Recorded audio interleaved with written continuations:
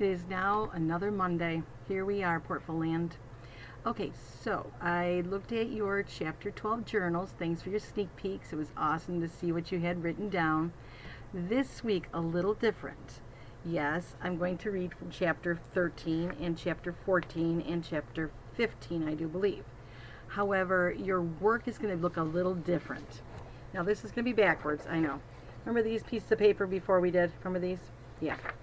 Well, you have them to do again. This is part of the modules. I'm not doing anything different than I wouldn't do at school. Remember that. So what I did was I typed it. Hold up. There it is. Yep. I typed it a little different. You have the article up top you have to read, and then you have to answer these 3 questions. Okay? Shouldn't be too difficult to do. You need to use quotes. Find the information up top. Quote it word for word. Put it down here, here, and here. Now, some of them may look very similar to each other because that's the answer. I mean, there's nothing you can do about it if that's the way it is. Okay? So don't get panicked and nervous as I can't find a different quote. You might not. It might be the same quote. I will tell you, 2 of them look very similar. The third one, not so much. Okay? Now, you're going to have that on Monday. You're also going to get one probably Tuesday.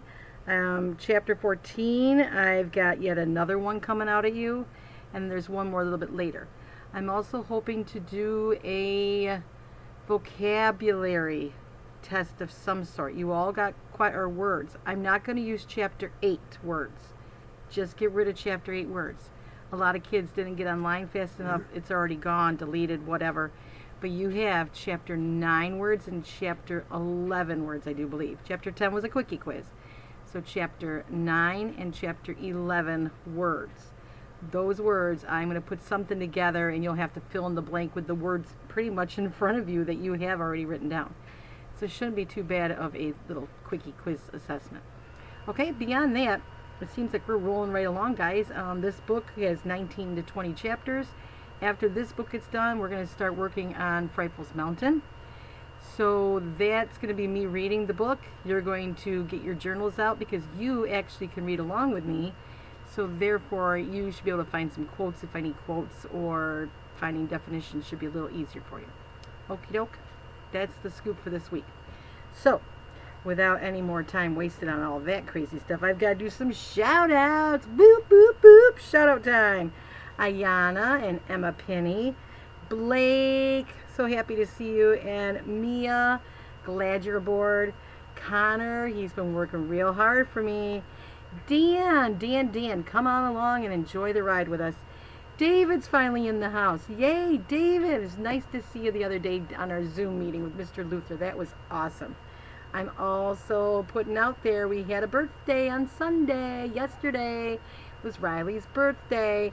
And I do believe if you were in math number 2, I think that's what it was, yours truly came and blessed him with my beautiful singing voice of birthday renditions. So I hope you had a really great birthday. If your birthday's coming up soon and you think we're going to have to be long distance like this, let me know. We'll give you some shout outs. I'll come find you. I'll come sing to you. That's always fun. That's Mr. Enos. Yeah, he loves it. Okay, are we ready? Let's dive right into Chapter 13. Dad was serious about getting serious. The same morning he was released from jail, he went out and got himself hired by a company called Tropical Rescue. It wasn't the sort of work that my father could put his heart into, but I knew why he took the job. It was the boat. They let him use a 24-foot outboard with a T-top and twin 150s, not for fishing, but for towing in tourists who ran out of gas or ran their boats aground. Normally my father has no patience for these sorts of bumblers. He calls them googans, or even worse, depending on what kind of fix they've gotten themselves into. But Dad needed the job, so he buttoned his lip and he kept his opinions to himself. Unless it's a life or death emergency, the Coast Guard refers disabled boat calls to private contractors like Tropical Rescue, which charge big bucks. They stay busy, too. It's amazing how many people are too lazy to read a fuel gauge, a compass, or a marine chart. They just point their boats at the horizon and go. All around the Keys, you can see their propeller trenches, long, ugly gouges, like giant fingernail scrapes across the tidal banks. It takes years for the seagrass to grow back. Dad's first rescue job was a boatland of software salesmen from Orlando who were stranded all the way out at 9 Mile Bank. Somehow they'd managed to beach a brand new bayliner on a flat that was only 4 inches deep. That's not easy to do unless you're bombed or wearing a blindfold. Miraculously, Dad restrained himself from saying anything insulting. He didn't get mad. He didn't make fun of the bonehead who'd been driving the boat. No, my father, the new and improved Payne Underwood, stayed calm and polite. He waited patiently for the tide to come up, tugged the bayliner off the bank, and towed it back to Calusa Cove. He told us he almost felt sorry for the software salesman when he handed them the bill, which didn't even include the hefty fine from the Park Service for trashing the seagrass. It was probably one of the most expensive vacations those guys ever had. Even though Dad didn't like dealing with Googans, he was 10 times happier on the water than he was driving a taxi. That meant Mom was in a better mood too, laughing and kidding around the way she used to do. The two of them were getting along so well that Abby and I were extra careful not to mention the sticky subject of Dusty Muleman's casino boat. We discussed our new plan of attack only when we were alone and away from the house, where our parents couldn't hear us. A couple of days after my father got out of jail, the Parks Department took down the pollution warnings at Thunder Beach. The next morning, Abby and I put on our bathing suits and grabbed a couple of towels and dashed outside. Mom and Dad figured we were heading for the park, which is exactly what we wanted them to think. Because we were really going to Shelley's trailer. I had to knock a half dozen times. When she finally came to the door, she didn't seem especially delighted to see us. Her eyes were puffy and half closed, and it looked like somebody had set off a firecracker in her hair. "Time is it?" she asked hoarsely. 7:30, I said. She winced. "A.M.? You gotta be kidding me." Abby said, "It's important, please." We followed Shelley inside. She sagged onto the sofa and tucked her legs up under her tatty pink bathrobe. "Killer headache," she explained, running her tongue across her front teeth. "Large party last night." She was clearly in pain, so we got straight to the point. "We need your help," I said. "Now." "To do what?" "To stop Dusty Muleman. You promised, remember?" She laughed, one of those tired, what was I thinking laughs. She looked across at Abby. "And you promised to keep your big brother out of trouble." "We won't get any trouble," Abby said evenly, "even if you do help us out." It sounded like Shelley was having second thoughts. I wondered if she was really afraid of Dusty Muleman after all. In a discouraged voice, she said, "I don't know what we can do to stop him. He's tight with all the big shots in town." "But he's poisoning Thunder Beach," I said. "You know how sick a kid could get from swimming in that bad water? Same goes for the fish and the dolphins and the baby turtles. It sucks what Dusty's doing. It's awful." "Yeah, and don't forget what happened to Lice," I added. "Remember how you told me you had a dog in this fight? Remember?" "Lice is exactly what I've been thinking about," Shelley cut in. "Say they really killed him, okay? You suppose they'd hesitate to do the same to me or you if something does go wrong?" It was about time she got worried, and who could blame her? If she was right about Lice being dead, then Dusty and Luna were cold-blooded murderers. But one glance and I knew Abby wouldn't back off, no matter what the risks. Neither could I. "Shelley, I know it's dangerous, not to mention crazy," she said. "Yeah, and probably crazy," I agreed. "Look, if you don't want to be a part of this, it's okay, I understand." She shut her eyes and rolled back her head. "Uh-oh, here comes the guilt." She pressed her knuckles to her ears. "Enough already, Noah. This poor blonde head's about to explode." She stretched out on the sofa. Abby got some ice cubes from the refrigerator and wrapped them in a dish towel, which Shelley gingerly positioned across her brow. After a minute or two of muffled moaning, she said, "Guess I wasn't feeling so brave when I got up this morning. But hey, a promise is a promise. Count me in." Abby and I looked at each other with happy relief. "So, what's the big plan?" Shelley asked. "And how does your daddy fit in?" "Well, he doesn't fit into it. We're not telling him about it," Abby replied. Shelley opened one bloodshot eye and studied us.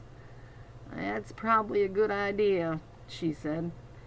"But he'll still get blamed for everything if we get caught," I pointed out. "That's why we need you." Shelley sighed. "Oh. All right, let's hear your plan." When we told her our plan, she didn't laugh or make fun. She just lay there thinking. "Well?" Abby said impatiently.